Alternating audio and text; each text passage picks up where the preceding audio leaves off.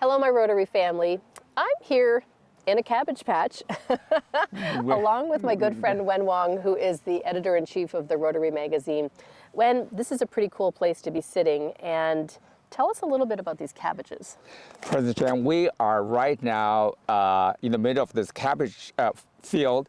We're in Siji Pingtai village.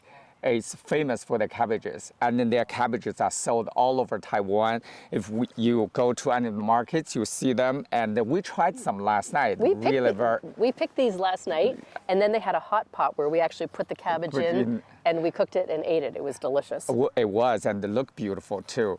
And for the past 3 or 4 decades, indigenous groups, they've been growing these beautiful cabbages, and it's the staple, the livelihood. It's something to support themselves.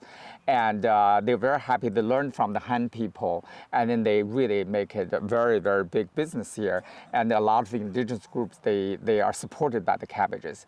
But during the past 3 or 4 years or so, because of the climate change. Yeah. And as you can see, we passed by, when we walk by, we saw the spraying of the pesticides. Yeah. And it's really polluting the water sources.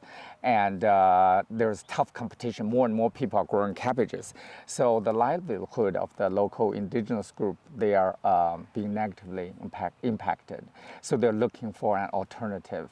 Well, and that's why we're here, because there's an incredible global grant that's taking place where they're going to transition this property into chestnut trees. And underneath the chestnut trees, within a couple of years, very valuable truffles are going to be growing. And I think from the global grant information we have, it's going to increase their yield by about 15%. Right. That's huge.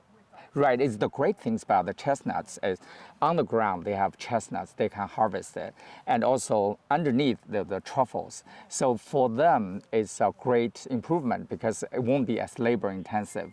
They won't use too much pesticides too, right? And also the most important thing is when they develop these farms, they can attract tourists, they can develop the service industry. It's the way to keep young people in the village, because during the past that we talked to some indigenous people, they were saying that how young people are leaving the villages to go to Taipei and to look for better economic opportunities. Well, even yesterday we saw some of the farmers, 70 and 80 years old in the field, working on and tending the crops. That's very labor intensive. Very labor intensive. Yeah, and the man, woman, they all work in the field together. I think it's the project's going to have great potential, and they are very excited about that. You can see from the past 2 days, the families, they came and they meet with you, and they're very excited about the help that Rotary helps, because we're not only help them transform into a new, probably more profitable crop, but it's also like the Rotary clubs help them do training and learning more about the environment, and it fits with the Rotary goals, when our areas focus. Well, that's exactly it. We're touching on community and economic development. We're talking about the environment. We're talking about multiple areas. Yeah, the water resources we're helping. It's really a very great project. We hope they will succeed. Well, this is something that I'm immensely proud that we've had a chance to come and be able to support and see. And this is something that we're going to be focusing on over the next couple of years as we start to see these crops transition.